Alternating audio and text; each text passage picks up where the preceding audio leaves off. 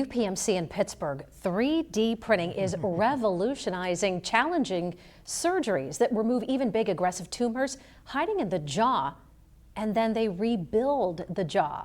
It's incredible. Our Lisa Adams found out they call the procedure jaw in a day, and it saved the livelihood and quality of life for a Fairview man.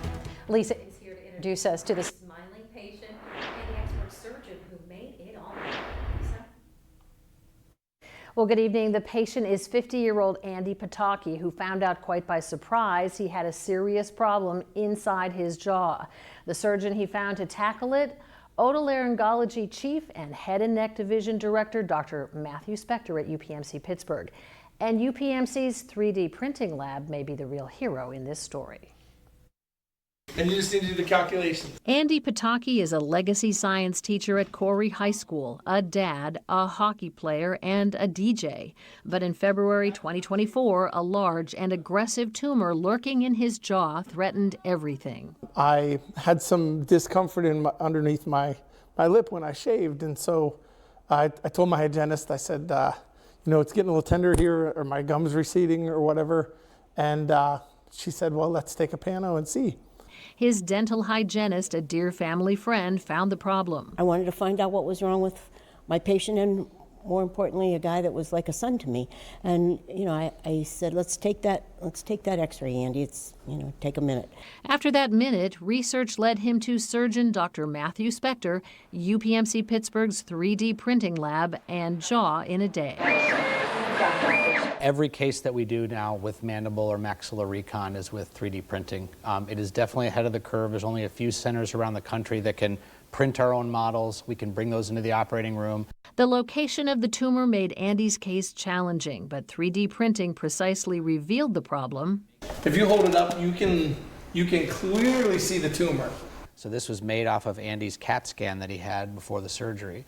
And so this is actually his jaw. And so I know exactly kind of where all the bends and the prominences are, and so when I'm planning to rebuild it, I can get it back to almost perfect.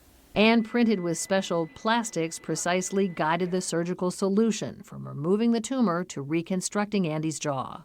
I can bring this physical model in the operating room, it can be sterilized, and then we're able to actually use it on the back table to kind of pre-plan everything to make the jaw fit perfectly.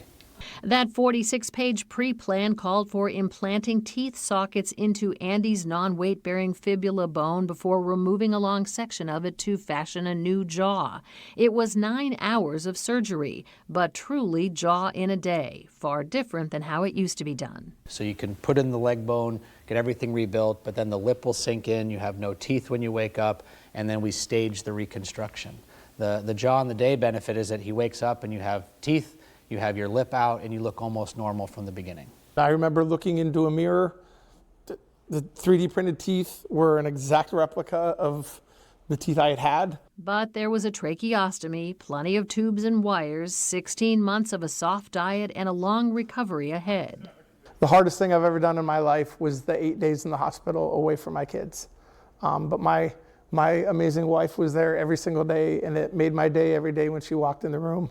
Including learning to speak again multiple times as temporary implants move toward permanent ones. As a science teacher, I have to say the word hypothesis. And I remember the first day I tried to say that teaching the scientific method, and I was like, whoa. Now Andy is himself again, back in the classroom in Erie, where he's grateful for colleagues who took collections to support him. I was very blessed to have that kind of support from my fellow teachers. And he can't say enough about Dr. Spector and the Jaw in a Day team who saved his livelihood.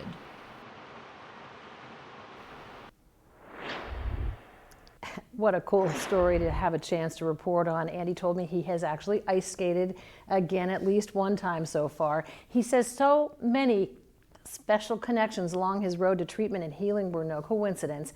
Dr. Spector says UPMC's 3D printing capacity will only grow as they start printing their own surgical materials, even teeth. Live in the studio, Lisa Adams, Erie News Now.